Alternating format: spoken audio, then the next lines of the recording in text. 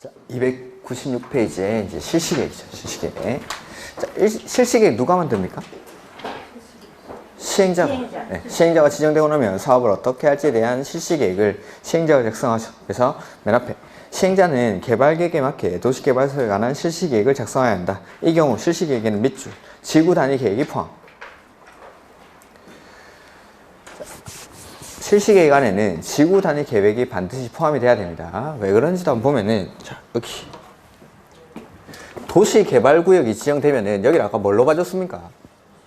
도시지역이랑 지구 단위 계획 구역이 지정된 것으로 간주를 하죠. 자, 지구 단위 계획 구역이 지정되고 나면 그 뒤에 뭐 만들어야 되죠? 지구 단위 계획. 구역이 지정이 됐으니까 지구 단위 계획을 수립해야겠죠? 그래서 구역 지정하고 나서 구역이 지정되면 여기를 지구 단위 계획 구역으로 봐주니까 이 이후에 어딘가에는 이 지구 단위 계획이 들어가야 되는데 이 계획이 여기 실시계획에 들어가요. 실시계획에. 그래서 저 개발 사업할 때는 실시계획에는 지구 단위 계획이 반드시 포함이 돼야 됩니다. 그 다음에 지구 단위 계획 구역 지정하고 나서 지구 단위 계획은 얼마 만에 수립하던가요? 구역 지정하고 나서 지구 단위 계획에 대한 관리계 결정이 얼마 안에 안 나면은 지구 단위 계획 구역에 관한 관리계 결정이 효력 상실됐던데. 지구 이런 거 안 했습니까? 지구 안 했습니까? 앞으로 구자를 시험 칠 때까지만 이렇게 쓰도록 하죠. 3년 안에.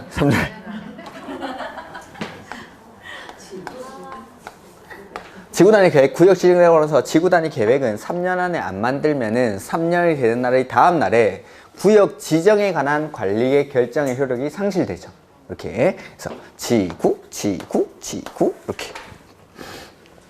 그래서 보면은 아까 구역 지정되고 나서 해제 사유에 구역 지정되고 나서 실시계획은 몇 년이었습니까?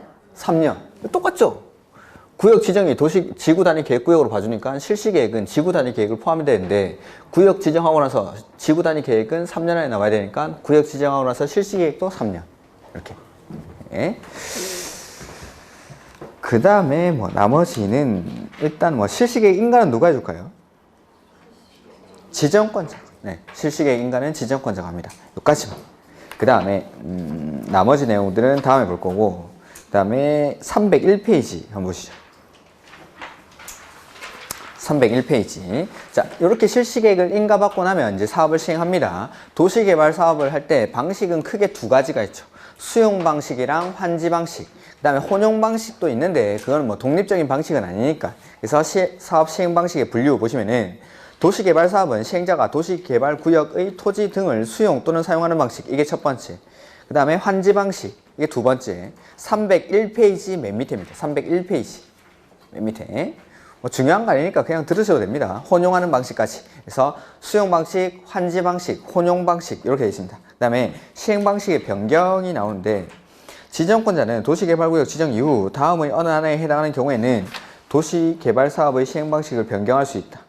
이렇게. 근데 A에서 뭐 B라는 방식으로 변경되고 뭐 이렇게 어떻게든 변경이 됩니다. 근데 변경되고 나서 변경되기 전 말고 변경된 후에 절대 나오면 안 되는 게 수용 방식.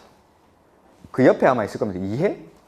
수용 또는 사용 방식으로 사업 그 옆에 작은 글씨에 거기다 밑줄 하십시오. 어떻게 바뀐다 그거는 아직 모르셔도 됩니다. 그거 됐고 옆에 이해에 수용 또는 사용 방식으로 사업 시행 방식이 변경되는 경우는 없다. 요것만. 그러니까 바뀌고 나서 수용 방식이 되는 경우는 없습니다. 왜 그런지도 조금 이따가 말씀드리겠습니다. 자, 일단은 그것만. 그 다음에 시행 방식의 결정 나오죠. 시행자는 도시개발구역을 지정하려는 지역에 대해서 다음에서 정하는 바에 따라 도시개발 사업의 시행 방식을 정함을 원칙으로 하되 사업의 용이성, 규모 등을 고려하여 필요하면 국장이 정하는 기준에 따라 도시개발 사업 시행 방식을 정할 수 있다 해서 자, 수용 방식부터 먼저 볼 겁니다. 박스안에 동그라미 2번에 수용 방식, 계획적이고 체계적인 도시개발 등 밑줄, 집단적인 조성과 공급, 거기 밑줄, 집단적인 조성 공급. 자, 신도시를 만드는데 이 신도시를 집단적으로 조성하고 공급할 때 이럴 때는 수용 방식으로 합니다. 즉 대규모로 하니까 이거는 우리 눈에 보입니다. 우리 주변에 있는 신도시들이 대부분 이 수용 방식으로 만들어집니다. 수용 방식으로 집단적으로 조성하고 공급하니까. 근데 환지 방식을 안 하는 게 아니라 상대적으로 소규모로 하니까 우리 눈에 안 보일 뿐이지 환지 방식도 많이 이루어집니다. 다만 집단적으로 조성화 공급 이럴 때는 수용 방식. 그래서 이제 이것들은 우리 눈에 보이는 거죠. 이렇게. 그래서 집단적인 조성화 공급을 할 때는 수용 방식으로 하는데 나머지 경우는 환지 방식이라고 생각하시면 됩니다. 그래서 환지 방식 보시면은 기읍 대지로서의 효용 증진과 공공시설의 정비를 위해서 토지의 교환, 분합, 그 밖에 구획 변경, 지목 또는 형질 변경이나 공공시설의 설치, 변경이 필요한 경우. 그 다음에 니은 도시개발 사업을 시행하는 지역의 지가가 인근의 다른 지역에 비해서 현저히 높아 땅값이 엄청 높은데 이거 수용하면 어떻게 될까요? 사업비가 엄청나게 증가하겠죠. 그러니까 땅값이 비쌀 때는 환지 방식으로 합니다. 아까 사업 시행 방식을 변경할 수 있는데 바뀌고 나서 절대 못 나오는 게 뭐였습니까? 바뀐 뒤에는 수용 방식이 안 되죠. 자, 왜 그런지 한번 보면은 개발 계획 만들고 구역 지정하고 조합 설립했습니다. 사업을 쭉 진행해 나가면은 땅값은 올라갈까요? 떨어질까요? 땅값이 올라가겠죠. 땅값이 올라갈 대로 올라갔는데 중간에 이걸 수용 방식으로 바꾼다? 말이 안 되는 겁니다, 이거는. 그래서 바뀌고 나서는 수용 방식은 될 수가 없습니다. 바뀌고 나서. 그거까지만 시험에 나왔습니다. 아직까지는. 그 다음에 혼용 방식인데 이거는 뭐 섞어서 하는 겁니다. 혼용 방식에는 분할 혼용 방식과 미분할 혼용 방식 이런 게 있는데 분할 혼용 방식은 딱딱 나눠서 하는 거. 미분양 보수는 뭐 필요에 따라서 미분할은 이렇게 하는 거. 이런 것들은 굳이 안 보셔도 됩니다. 그 다음에 순환개발 방식 보지 말고 그 다음에 5번도 보지 마시고 그 다음에 6번 도시개발사업 분쟁조정위원회 이런 거 보지 마십시오. 그 다음에 이제 수용 방식입니다. 수용 방식 305페이지. 자, 이렇게 실시계획을 인가받고 고시하고 나서 이제 사업을 시행하는데 수용 방식. 수용 방식은 여기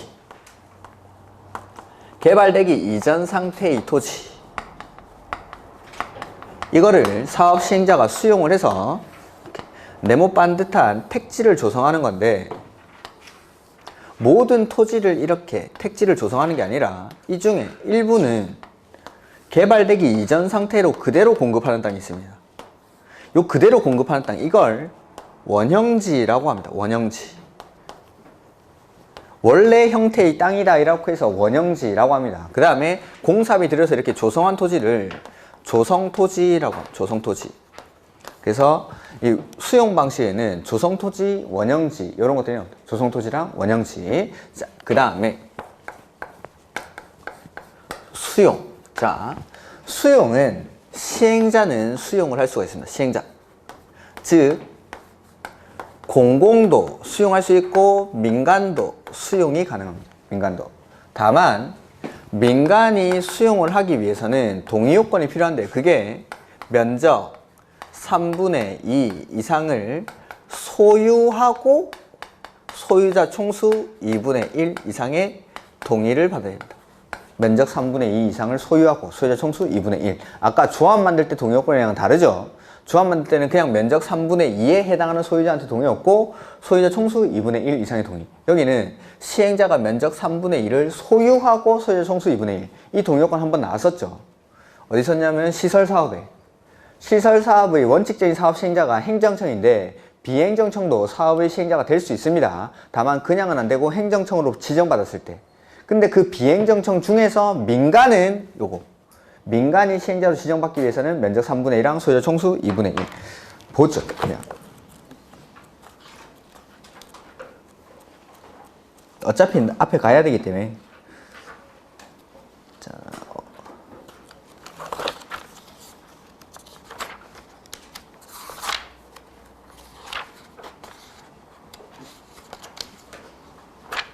거기 205페이지, 206페이지 뭐 이렇게 보면 돼요.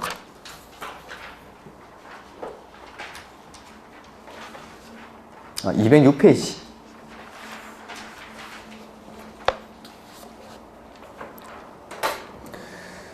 가로 2번 나오죠? 가로 206페이지 맨 밑에 가로 2번. 다음에 해당하지 아니하는 자 가로 이렇고 뭐라 써놨습니까? 민간. 민간 도시공계획 시설 사업의 시행자로 지정을 받으려면 거기 동의요건이 면적 3분의 1을 소유하고 소유자 총수 2분의 1 이상의 동의를 받으라고 했죠. 요게 제가 설명드릴 때 자, 도시공계획 시설 도로 만드는 겁니다. 민자유 그 넘기지 말고 그냥 그대로 펴놓으십시오. 면적 3분의 1을 소유하라는 거는 여기 민간이 도로 만들어 가지고 톨게이트 설치해서 돈 벌 건데 이 도로 부지 전체를 민간한테 수용할 수 있는 권한을 줘버리면은 민간이 돈 버는데 국가가 조력해 주는 거랑 마찬가지입니다. 그래서 이 민자유치 도로 만들 때 면적 3분의 1을 소유하고 오면은 공익적인 측면도 있으니까 나머지 3분의 1에 대해서 수용할 수 있는 권한을 준다라고 했었죠. 그래서 수용 때문에 민간이 수용한다라는 건 특혜니까 면적 3분의 1을 소유하라고 했습니다. 여기도 마찬가지. 이 도시개발구역 전부를 민간한테 수용할 수 있는 권한을 줘가지고 이런 택지를 조성해서 민간이 분양을 해버리면은 역시나 나라가 민간 돈 버는 거 도와주는 거랑 마찬가지니까 민간이 도시개발 사업을 수용 방식으로 할 때도 면적 3분의 1을 소유하고 오면 공익적인 측면이 있으니까 나머지 3분의 1에 대해서 수용할 수 있는 권한을 주겠다라는 취지입니다. 그래서 요 동의요건이 딱 2번 나오는데 시설 사업할 때 민간이 시행자로 지정받기 위한 요건, 그 다음에 두 번째 수용 방식으로 도시개발 사업을 할 때 민간은 면적 3분의 1을 소유하고 소유자 총수 2분의 1 이상의 동의를 받아야 된다. 딱 2번 나옵니다. 수용 때문에 나오는 거예요. 수용 때문에. 이렇게. 그 다음에 어디를 볼까 하면 몇 페이지만 조금 더 뒤로 가면 되는데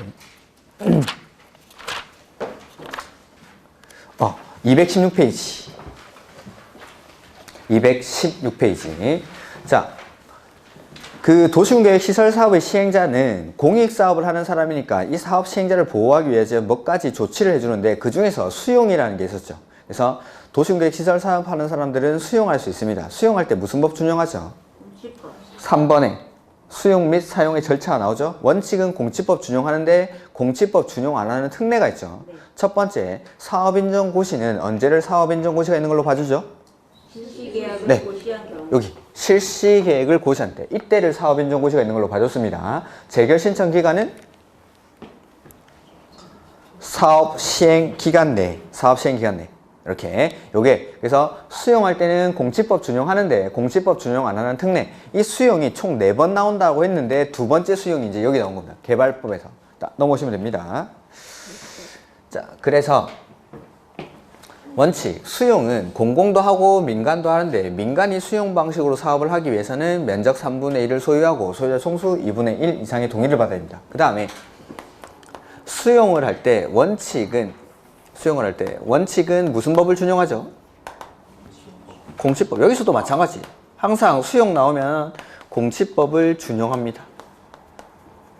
근데 특례는 당연히 공치법을 준용하지 않겠죠.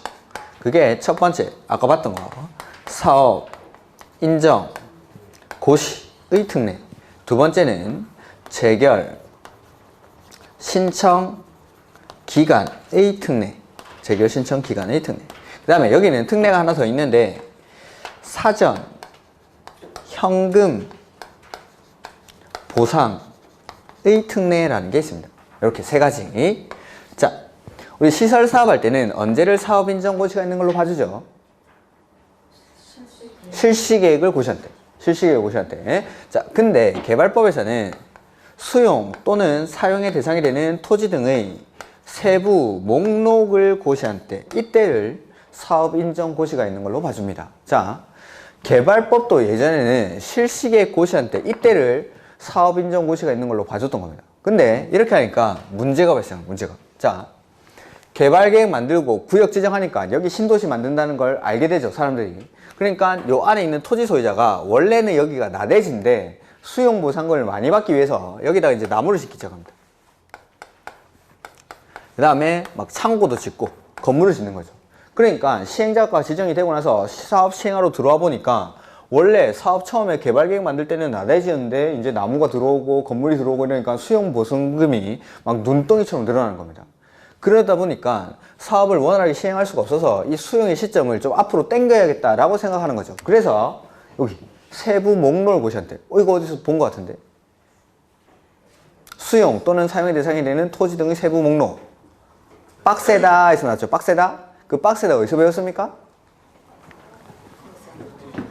개발계. 그래서 제가 13번부터 16번까지는 묶어서 별표를 해놓고 14번에는 다음 주 수용할 때 다시 나올 거니까 거기는 따로 표시를 해놓죠 라고 했죠. 그래서 14번에는 아마 따로 별표가 하나 돼 있을 겁니다.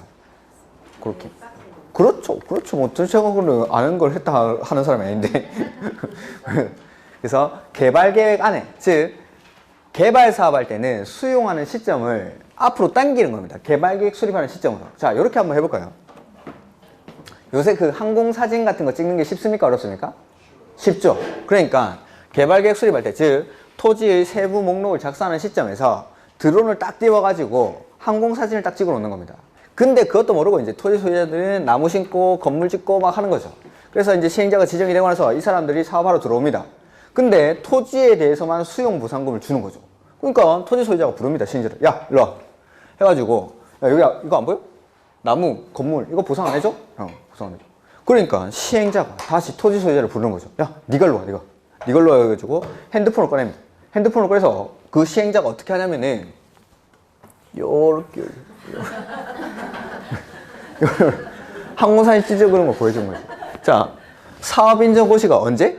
세부 목록고시한테, 즉 개발계획 수립하는 시점, 이때를 수용할 수 있는 시점으로 봐주니까 이때 항공사진을 찍어놓고 수용하는 시점을 앞으로 당겨버리는 겁니다. 그래야 사업비용이 증가를 하지 않으니까. 그래서 다른 것들은 다 실시계획 작성할 때 이때를 사업인정고시가 있는 걸 봐주는데 개발법만 요거 특이하게 세부 목록을 고시한대. 이게 좀 특이하니까 시험에는 이게 자주 출제가 되죠. 세부 목록을 고시한대. 개발계획 수립하는 시점입니다. 개발계획에 이게 들어가 있죠. 개발계획에. 그래서 개발계획 수립하는 시점으로 앞으로 당깁니다. 그 다음에 재결 신청 기간은 다 똑같습니다. 사업, 시행, 기간 내에 재결 신청을 하면 됩니다.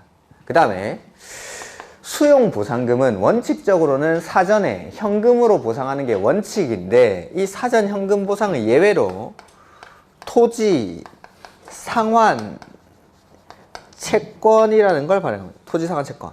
그래서 우리가 시설 사업할 때는 공치법의 특례가 두 가지가 있었는데 여기서는 세 가지. 토지, 상환, 채권까지. 자, 토지, 상환, 채권 한번 보죠. 먼저 여기까지 읽고 하죠. 이 305페이지. 305페이지. 자, 시행자의 수용 사용이죠. 맨 앞에 시행자 밑줄. 공공입니까? 민간입니까? 공공도 되고 민간도 되고, 그래서 모든 시행자라는 말입니다. 모든 시행자. 공공도 민간도 필요한 토지를 수용하거나 사용할 수 있다. 다만 그 밑에 법 11조 1항 그 앞에서부터 가로로 묶습니다. 이렇게 좀 안 썼으면 좋겠는데. 법 11조 1항 가로 묶어가지고 하나, 둘, 세 번째 줄. 해당하는 시행자까지 묶어가지고 거기를 민간.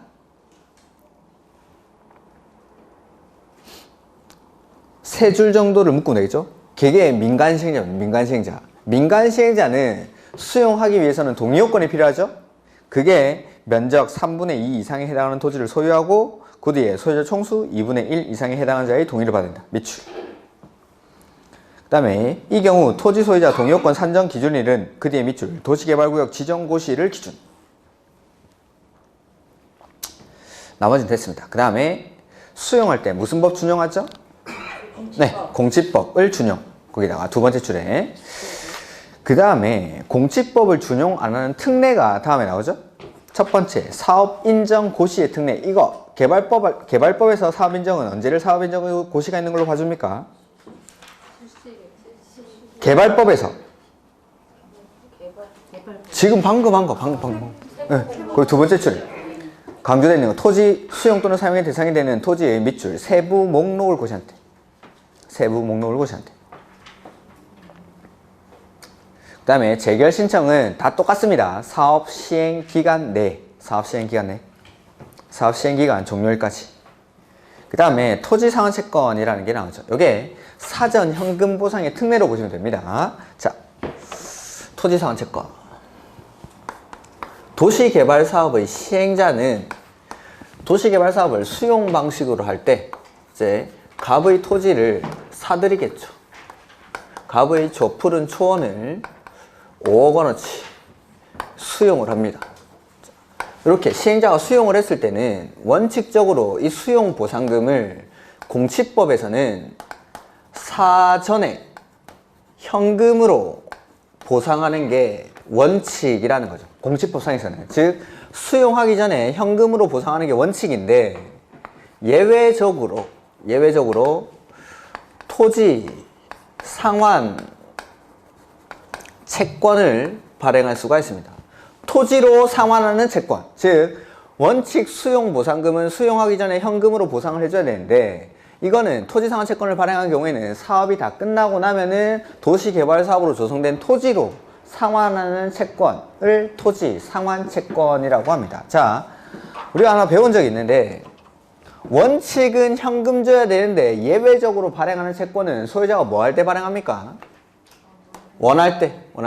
그 도시군 계획 시설 채권도 마찬가지였죠?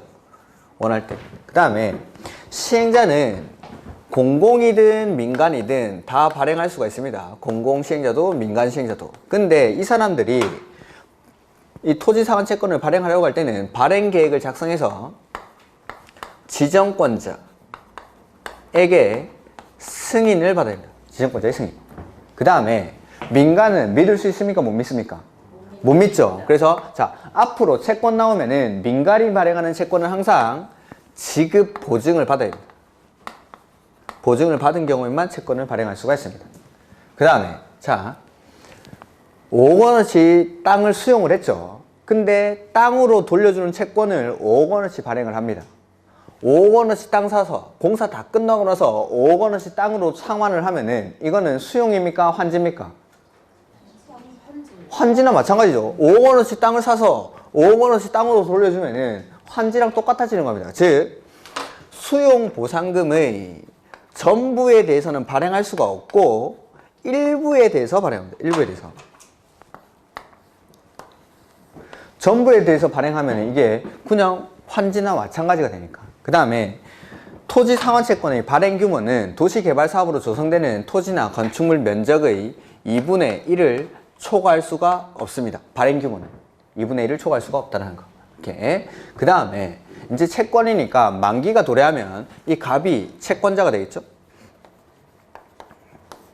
이 채권자는 만기에 발행자, 즉 시행자에게, 시행자가 이제 채무자가 되니까 발행자죠, 이 사람이. 채무자에게 지급 제시를 합니다. 그러면 채무자는 토지로 상환하는 채권이니까 뭐 줘야 됩니까? 토지.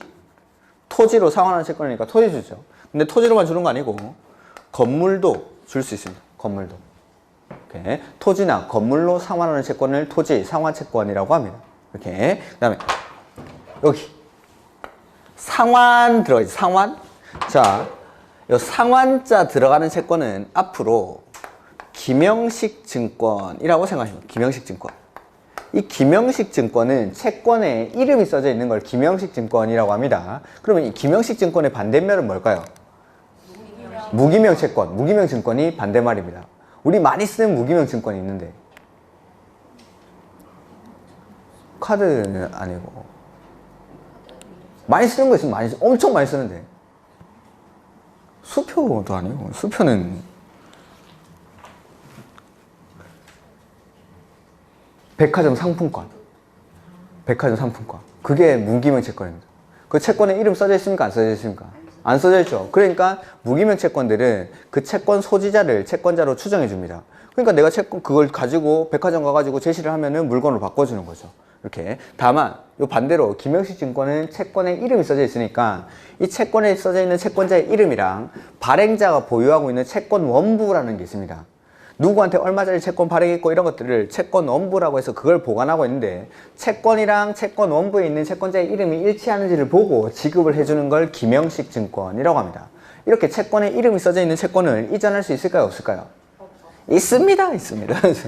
그 이전할 때 이름 바꿔주면 되죠. 그런 것들을 명의개서라고 하요 명의개서. 이름 고쳐 쓰는 거. 자, 이 김영식 증권을 이전을 합니다. 이전할 때는 채권 원부에다가 취득자의 성명과 주소를 기재해 줄 것을 요청해야 됩니다. 채권 원부에. 그 다음에 대항력은 채권에 원부가 아니라 채권에 취득자의 성명과 주소가 기재되지 아니하면 발행자 및 제3자에게 대항할 수 없다. 요게 토지 상환 채권입니다. 시험 칠 때까지 딱 이렇게 설명합니다. 이거는 답니다. 보시죠. 306페이지 토지 상환 채권 가로 1번. 이거는 그냥 이 문장 자체가 다 시험 문제입니다. 아주 주옥 같은 문장이죠. 이게 하나하나 다 바꿀 수 있습니다. 여기 체크해 드리는 거. 첫 번째, 맨 앞에 시행자 밑줄. 공공이 발행합니까? 민간이 발행합니까? 둘 다. 모든 시행자를 말합니다. 모든 시행자. 시행자는 원칙은 현금 줘야 되는데 예외적으로 발행하는 채권이니까 소유자가 뭐 할 때? 원할 때 미출. 원하면 미출. 토지 매수 대금액이 전부입니까? 일부입니까? 일부. 전부 안 되고 일부만. 전부 줘버리면 환지가 되니까 일부를 지급하기 위해서 대통령령으로 정하는 바에 따라 사업 시행령으로 조성된 토지로 상환하는 채권이니까 토지 주는 건 당연하고 뭐까지? 건물. 토지, 건물 미출. 토지, 건물. 로 상환하는 토지 상환 채권을 발행할 수 있다라고 되어 있죠. 그 다음에 토지 상환 채권의 발행 규모는 토지 상환 채권으로 상환할 토지 건축물이 해당 도시개발 사업으로 조성되는 분양 토지, 분양 건축물 면적의 얼마? 2분의 1을 초과할 수 없다. 그 다음에 지급 보증. 누구는 보증받습니까? 민간. 그 가로 안에 민간 동그라미 하시고 보증을 받은 경우에만 이를 발행할 수 있다. 그 다음에 발행 절차. 자, 시행자가 토지 상환 채권을 발행하려고 하는 경우에는 발행 계획을 작성해서 누구한테 승인받죠? 누구한테? 지정권자. 두 번째 줄, 저쪽에 발행 계획을 작성해서 지정권자의 승인 밑줄. 그다음에 발행 방법이 나오는데 채권이니까 이율이 시험에 가끔 나옵니다. 이율은 거기 이율 밑줄 하시고 가로 2번에 이율. 그 밑에 발행자가 정한다 밑줄. 이율은 발행자가. 그 다음에 토지 상환 채권. 상환자 들어가면 무슨 증권이죠? 김영식 증권 밑줄. 김영식 증권. 1번 이런 1번, 2번 이거 보지 마십시오. 그 다음에 3번 토지 상환 채권의 이전. 자, 토지 상환 채권 밑줄 이전. 박스 안에. 이전하는 경우 취득 밑줄. 취득자는 그 성명과 주소를 어디에다가? 원부. 이전할 때는 취득자의 성명과 주소를 원부에 기재해 줄 것을 요청. 하여하며 그 뒤에 밑줄. 취득자의 성명과 주소가 채권 밑줄에 기재되지 아니하면 발행자 및 제3자에게 그 뒤에 밑줄 대항하지 못한다 밑줄. 자, 그래서 이전하려고 할 때는 원부에 취득자의 성명과 주소가 기재해 줄 것을 요청을 해야 되고 대항력은 채권의 취득자의 성명과 주소가 기재되지 아니하면 발행자 및 제3자에게 대항할 수 없다. 이런 것들. 그 다음에 거기 그 밑에 것들은 이해를 일단 먼저 보세요. 이해. 옆에 날개 조그마한 것이 토지 상환 채권은 양도성이 있으며 밑줄 질권의 목적이 될 수 있다. 거기 밑줄. 예전에 기출문제에 토지 상환 채권은 질권의 목적이 될 수 없다 이렇게 나온 적이 있습니다. 이런 것들이 그러니까 민법을 우리가 이제 질권을 안 배우다 보니까 이런 것들 못 배우는데 채권이 질권의 대상이 되느냐에 대해서 학설이 다툼이 있었는데 판례로는 채권도 질권의 대상이 된다라고 인정을 했습니다. 그래서 채권도 질권의 대상이 됩니다. 그래서 뭐 채권의 질권을 설정할 때는 어떻게 해야 되는지가 그 밑에 쭉 나오는 겁니다. 그런 것들은 아직 시험 문제 나온 적이 없으니까 일단은 놔두십시오. 이렇게 요까지가 토지 상환 채권. 상환 채권들은 시험에 이제 나올 때가 됐습니다. 토지 상환 채권이든 주택법에 가면 주택 상환 사채가 하나 나올 건데 이런 것들 곧 시험에 나옵니다. 곧. 그 다음에 이주대책 안 보셔도 되고 선수금 일단 놔두시고 그 다음에 원형지. 자, 원형지는 요거죠. 원래 형태 그대로 주는 땅 요걸 원형지라고 합니다. 원래 형태 그대로 주는 땅. 자, 원형지는 이 원형지의 장점과 단점을 알면은 원형지의 모든 제도가 다 나옵니다. 이게 자 보면 원형지 장점 단점. 자, 이거는 원래 형태 그대로 준 땅이죠. 장점이 뭐가 있을까요?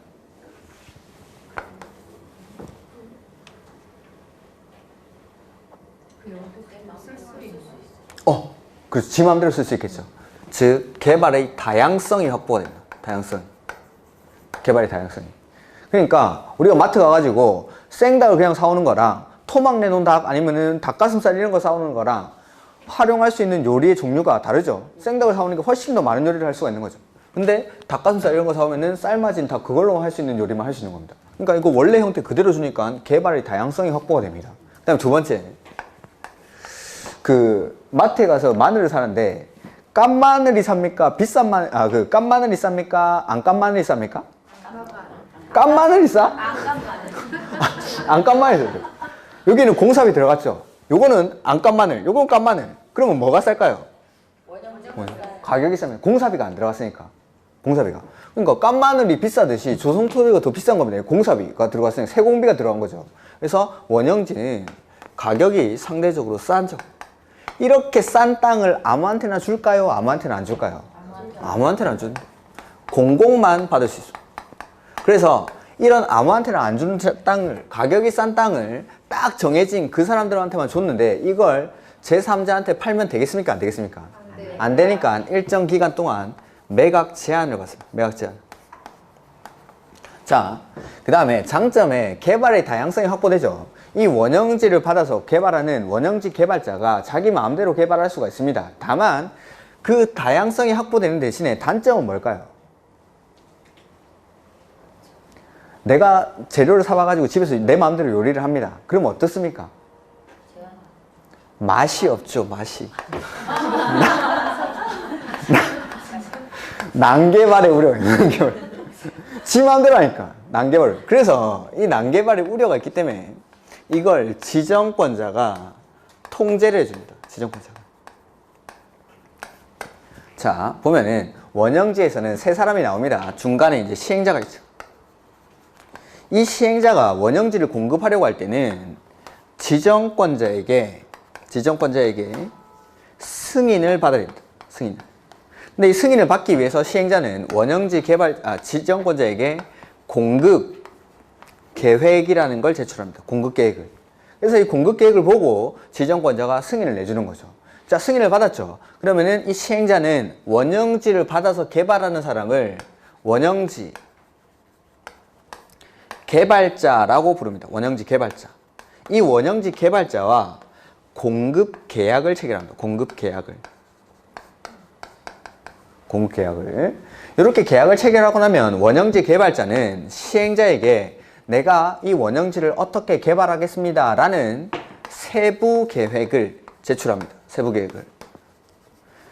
그럼 이 세부 계획을 받은 시행자는 세부 계획의 내용을 여기 실시 계획에 반영해 줍니다. 자, 시간적 순서를 다시 한번 해보면은 첫 번째, 시행자가 원형지를 공급하려고 할 때는 공급 계획을 작성해서 지정권자한테 제출합니다. 공급 계획을. 그러면은 지정권자가 승인을 내주는데 이 승인을 내줄 때 조건부로 승인을 할 수도 있습니다. 조건부로. 그 다음에 승인 받았죠. 승인 받고 나면 시행자랑 원형지 개발자가 계약을 맺습니다. 공급 계약을. 그 다음에 계약을 맺고 나면 원형지 개발자가 세부 계획을 시행자에게 제출하고 세부 계획의 내용을 실시 계획에 반영해 줍니다. 요게 원형지 개발자. 그 다음에 뭐 승인을 취소하는 경우가 있고 계약을 해지하는 경우가 있고 한데 이런 것들은 책을 보면서 보겠습니다. 자, 308페이지. 308페이지 맨 밑에 원형지.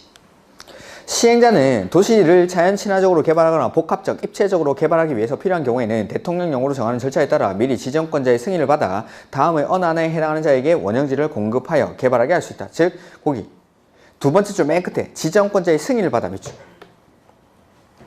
원형지를 공급하려고 할 때는 지정권자한테 승인 받아서 공급합니다. 승인 받아서.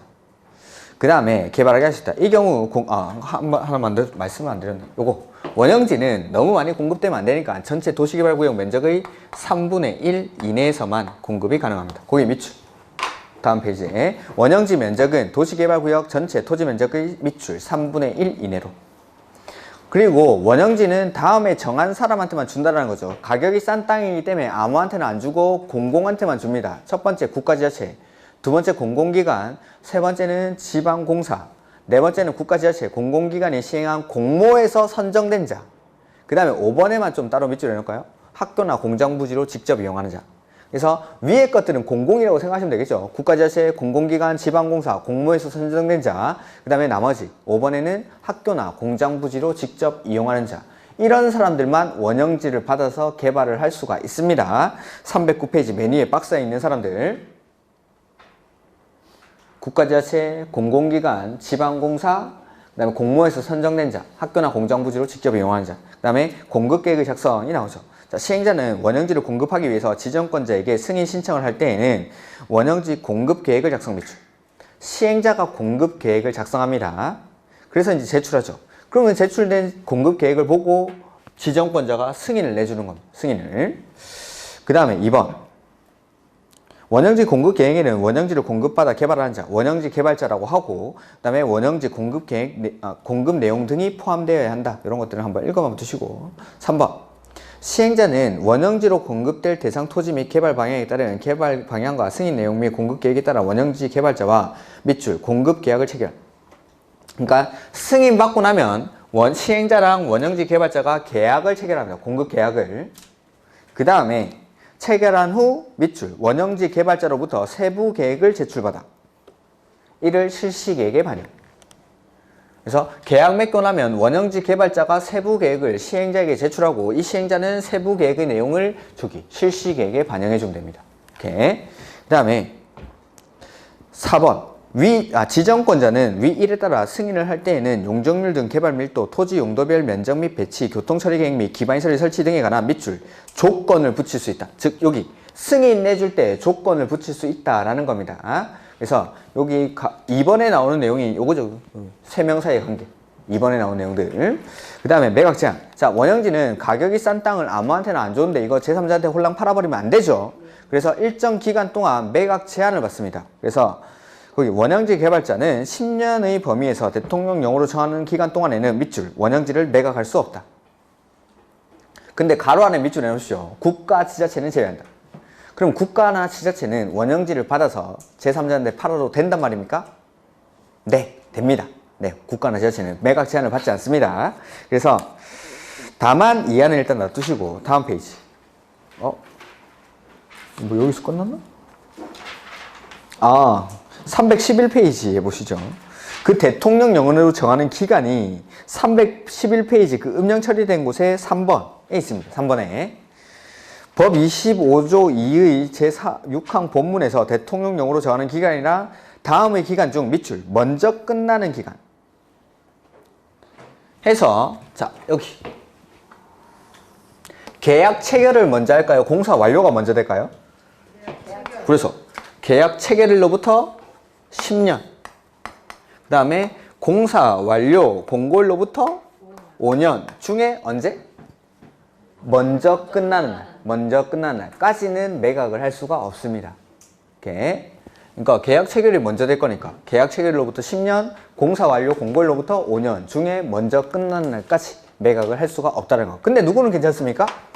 네, 국가나 지자체는 괜찮습니다. 그 다음에 다시 310페이지에 4번에 거기 넘어가시면 안 되고 거기 310페이지 4번 원형지 공급 승인의 취소가 나오죠. 그 다음에 이게 뭐냐면은 가로 1번은 요거 승인을 취소하는 사유입니다. 승인을 취소하는 사유. 그 다음에 가로 2번은 계약을 해제하는 사유입니다. 요거는 뭐 나중에 조금 외워야 된다라고 하긴 좀 그런데 자, 보면 승인을 취소하는 사유가 3개 있죠. 그 다음에 계약을 해제하는 사유가 4개가 있습니다. 보면 저기 승인은 지금 누가 해준 겁니까? 지정권자가 따로 밑줄 쳐드리는 건 3월달에 해드릴 테니까 보시기만 하십시오. 자, 지정권자가 승인 내주는데 시행자랑 원형지 개발자가 말 안 들으면 이거 승인 내준 거 취소합니다. 시행자가 제출한 게 뭐죠?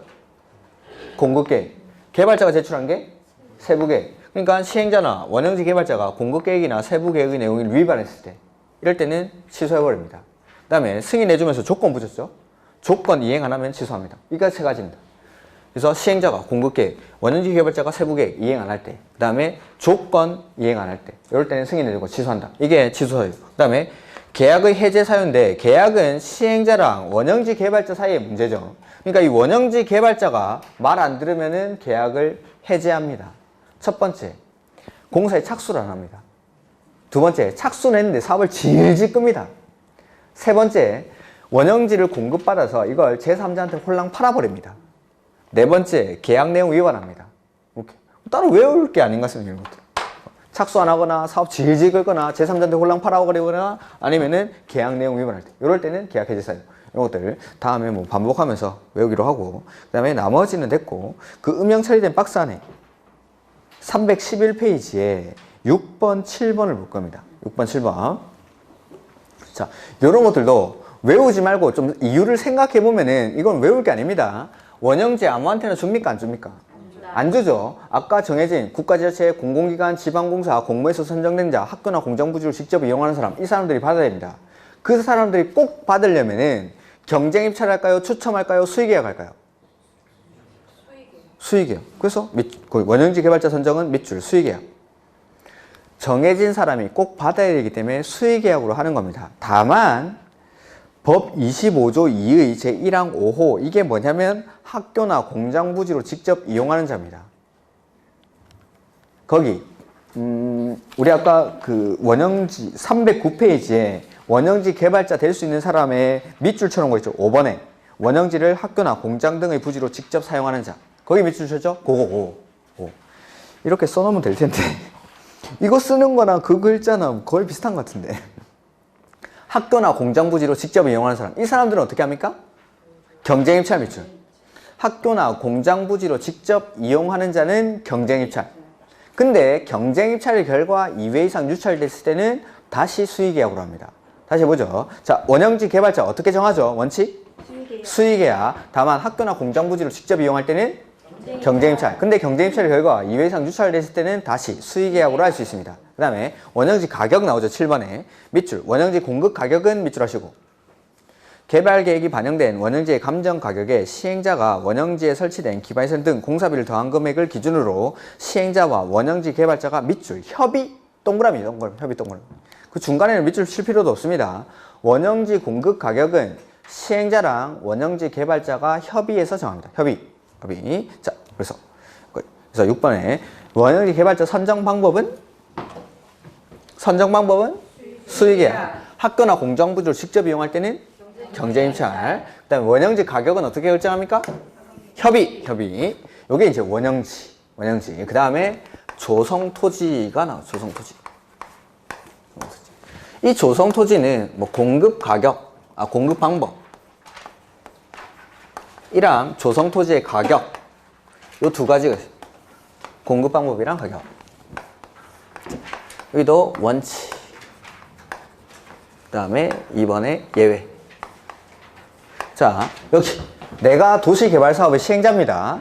그러면은 이렇게 개발되기 이전 상태의 토지를 공사비 들여가지고 이렇게 공사했죠. 이걸 팝니다. 일반에게 분양할 때 누구한테 팔 거겠습니까? 내가 시행자면 돈 많이 주는 사람. 그렇죠? 돈 제일 많이 주는 사람한테 팝니다. 돈 제일 많이 주는 사람한테 팔려면은 경쟁 입찰할까요? 추첨할까요? 수의계약 할까요? 그래서 원칙 경쟁 입찰합니다. 이런 걸 외우니까 너무 어렵죠. 공법이. 당연히 제일 비싸게 사겠다는 사람한테 팔아야 되니까 원칙은 경쟁 입찰. 원형지는 아무한테나 안 주니까 수의계약. 이렇게 원칙적인 것들은 딱딱 왜 그런지만 생각하시면 됩니다. 자, 근데 예외적으로 이 조성토지를 공급할 때 추첨하는 경우가 있고 수의계약하는 경우가 있습니다. 우리는 추첨하는 거 4가지를 일단 외울 겁니다. 4가지를. 다음 중 조성토지를 수의계약에 의해서 공급할 수 있는 경우는 이렇게 나옵니다. 그러면은 수의계약을 외워서 푸는 게 아니라 나머지 4개의 지문이 추첨하는 거 4개 써져 있을 겁니다. 그럼 그 4개 지우고 나머지 하나 고르면 됩니다.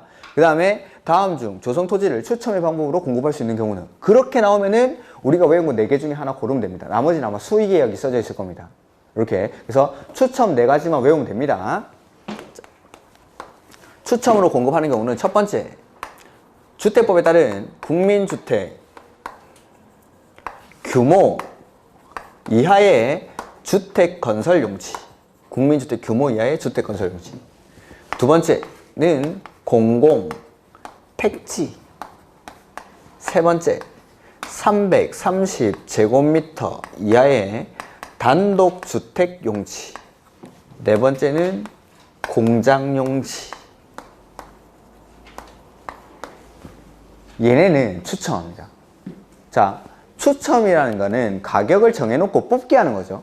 그러니까 얘네는 가격이 올라가면 안 되는 거라고 생각하시면 됩니다. 우리 주택법에서 용어 11월 달에 했는데 국민주택이랑 국민주택 규모는 이게 좀 다른 말입니다. 국민주택 규모라는 거는 85제곱미터 이하의 주택을 말하죠. 서민들 아파트입니다. 서민들 아파트. 근데 이게 택지 가격이 올라가 버리면은 당연히 분양가는 올라가니까 가격 정해놓고 뽑게 하는 겁니다. 국민주택 규모 이하의 주택건설 용지. 그 다음에 공공택지. 신도시 같은 거 만들 때 택지를 조성했는데 택지 가격이 올라가면 당연히 최종 분양가는 올라갑니다. 그래서 이 공공택지들은 가격 정해놓고 뽑기합니다. 이걸 제일 많이 볼 수 있는 데가 신도시 가보면 나옵니다. 그 뭐 분당 이런 데 가보면은 아파트 이름이 레미안 뭐 더샵 이런 거보다 무슨 마을 이런 거 되게 많죠. 이게 뽑기한 거 뽑기. 뽑기에서 삼성 떨어지고 포스코 떨어지니까 중소기업들이 걸려가지고 무슨 마을 이렇게 만드는 거죠. 공공택지에서 뽑기에서 이렇게 만드는 겁니다. 무슨 마을 이게 다 거의. 그 다음에 330제곱미터의 단독주택용지. 대지가 100평이면 이 위에 건물 지으면은 건폐율 적용받으면 채 40평이 잘 안 나오겠죠. 요런 것들 작은 주택입니다. 작은 주택. 이런 것들은 가격 정해놓고 뽑기하고, 공장용지 마찬가지. 택지 가격이 올라가면은 최종 생산품의 가격은 당연히 올라가는 겁니다. 그래서 이런 것들은 택지 가격을 정해놓고 뽑기합니다. 추첨. 그래서 추첨의 방법으로 공부할 수 있는 경우는 규, 공, 단, 공 이렇게 규공, 단공. 얘네는 뽑기합니다. 나머지는 수의계약이라고 생각하시면 되는데 가격을 써놓고, 그리고 조성토지의 가격은 원치 감정가로 합니다. 감정가. 근데 예외적으로 감정가 이하로 싸게 공급할 수가 있습니다. 감정가 이하로 주고 이런 건 뭘까요? 엄청 싸게 주는 거. 공적인 냄새가 나는 것들은 싸게 공적인 냄새가 나는 것들. 공공목적인 것들. 자, 보시면은 311페이지 맨 밑에 공급계획의 작성 및 제출이 나오죠. 자, 시행자는 조성토지 등을 공급하려고 할 때에는 조성토지 등의 밑줄, 공급계획을 작성 하거나 변경하여 지정권자에게 그 뒷페이지에 제출 밑줄. 요걸 왜 밑줄을 치냐면 아까 요 원형지 공급할 때는 공급계획을 작성해서 지정권자한테 승인받죠?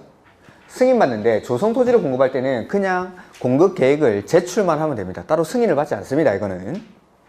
그 다음에 조성토지 등의 공급 방법 나오는데 가로 1번 뭐 이건 됐고, 가로 2번 조성토지의 공급은 원칙 어떻게 합니까? 경쟁입찰 밑줄. 근데 3번 가로 2에도 불구하고 1-3의 어느 하나에 해당하는 토지는 밑줄 추첨. 그래서 박스 안에 보시면 1번에 국민주택 규모 이하의 주택 건설용지 밑줄, 국민주택 규모 이하의 주택 건설용지. 그 다음에 공공택지 밑줄, 공공택지. 그 다음에 국토교통부령으로 정하는 면적, 그게 요거 330제곱미터 이하입니다. 330제곱미터 이하. 330제곱미터 이하의 단독주택용지 밑줄. 그 다음에 공장용지, 이렇게 네 가지. 규, 공, 당, 공. 얘네는 추첨합니다. 추첨. 가격 정해놓고. 그 다음에 나머지는 수의계약. 수의계약은 외우는 거 아니고 몇 가지만 체크해 드릴 건데, 동그라미 5번 보실까요? 다음 페이지에. 동그라미 5번. 토지 상한채권 밑줄. 토지 상한채권은 공사 끝나면 토지 주기로 약속했죠. 근데 이거 토지 안 주면 안 되니까 토지 상한채권은 수의계약으로. 그 다음에 10번 경쟁입찰 또는 추첨의 결과 2회 이상 유찰된 경우에는 추첨합니다. 수의계약입니다. 죄송합니다.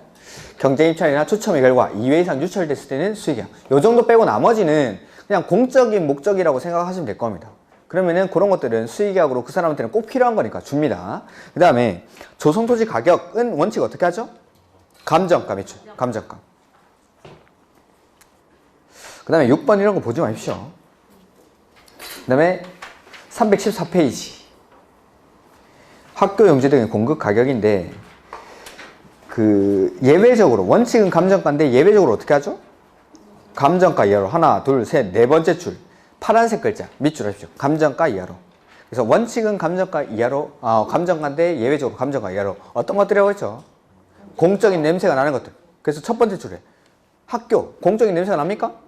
그 다음에 폐기물 처리시설 냄새가 많이 나죠? 이런 것들. 그래서 이런 것들은 감정가 이하로 줄 수 있다는 거. 그 다음에 박스 안에 보시면은 2번에 사회복지시설인데, 다만 사회복지사업법에 따른 사회복지시설의 경우에는 유료는 제외. 그냥 무료만. 유료는 제외. 요게 시험에 한번 나온 적이 있습니다. 요 정도까지. 그 다음에 환지 방식을 조금 해야 되는데, 다음에 하죠. 다음에 하고 자, 자료를 보겠습니다. 자, 오늘 여기까지 하고 다음 주에는 환지하고 그 다음에 정비사업 할 겁니다. 정비사업.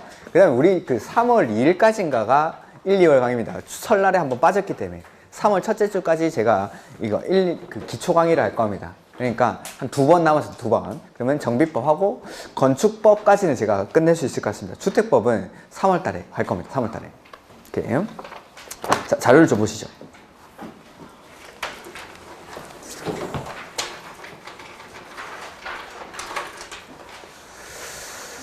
공공기관의 장 또는 정부 출연기관의 장이 10만 제곱미터 이상으로 고가계획과 밀접한 관련이 있는 도시개발구역 지정을 제한하는 경우에는 국장이 도시개발구역을 지정할 수 있다.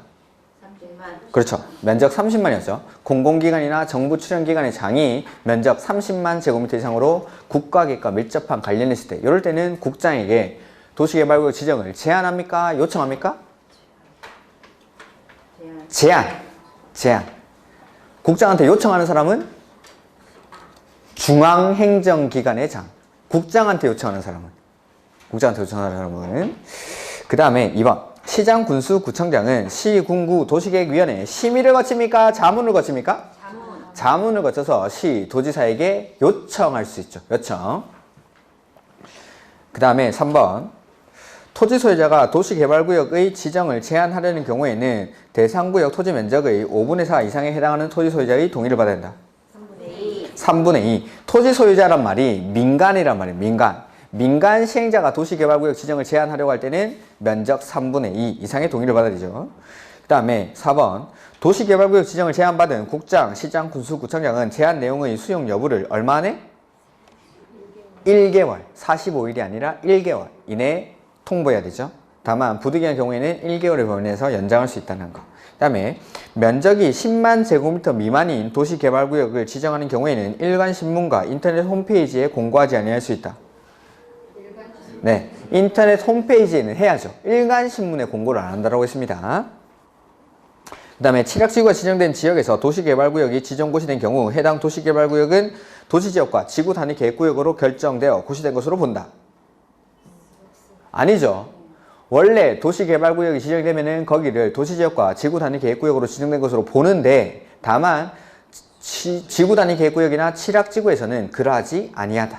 그 다음에 7번 도시개발구역에서 건축법에 따른 건축뿐만 아니라 대수선 용도 변경을 하려는 자는 개발행 허가를 받아야 됩니다. 건축뿐만 아니라 대수선 용도 변경까지. 그 다음에 8번 허가를 받아야 하는 행위로서 도시개발구역 지정고시 당시 이미 사업이나 공사에 착수한 자는 얼마 안에? 30일. 30일 안에 신고하고 할 수 있습니다. 원칙이 30일 안에 신고하고 이게 이제 도시개발구역에서의 기득권보. 이렇게. 그 다음에 9번 도시개발구역 지정고시된 날부터 실시계획은 몇 년입니까? 3년. 개발계획은?